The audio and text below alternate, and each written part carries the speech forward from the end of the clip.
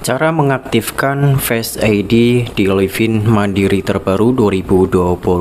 Perhatian untuk teman-teman jika kalian ingin mengaktifkan Face ID untuk login dan verifikasi untuk transaksi di Livin Mandiri, ada beberapa syarat yang bisa kalian lakukan terlebih dahulu, dan ini tidak memungkinkan berhasil di semua perangkat ya, hanya perangkat yang support untuk Livin Mandiri Face ID saja. Silahkan kalian tinggal dicoba terapkan beberapa pengaturan ini. Login terlebih dahulu di aplikasi Livin Mandiri, lalu pilih ke menu pengaturan di pojok kanan atas. Oke, klik ke menu pengaturan di pojok kanan atas. Selanjutnya scroll ke bawah, cari menu informasi biometrik. Jadi seperti yang tertera pada official Livin Mandiri ataupun Bank Mandiri, Face ID berlaku juga untuk biometrik untuk login ya. Jadi tergantung dari perangkat kalian.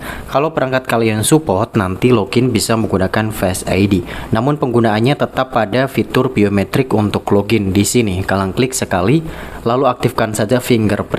Untuk tujuan dan fungsi utamanya, fingerprint seperti biasa untuk sidik jari pada perangkat.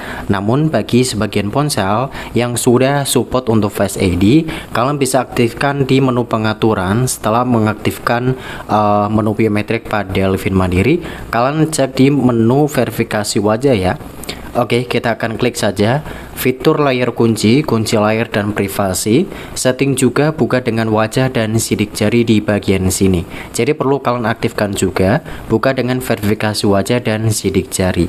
Nah, sebagian ponsel untuk verifikasi wajah ini hanya digunakan untuk login pada perangkat. Namun pada beberapa ponsel yang sudah support dengan ponsel yang memiliki kapasitas tinggi ya, spek yang sangat tinggi untuk verifikasi wajah ini bisa digunakan di beberapa aplikasi perbankan, yaitu pada Livin Mandiri juga untuk login dan melakukan verifikasi transaksi.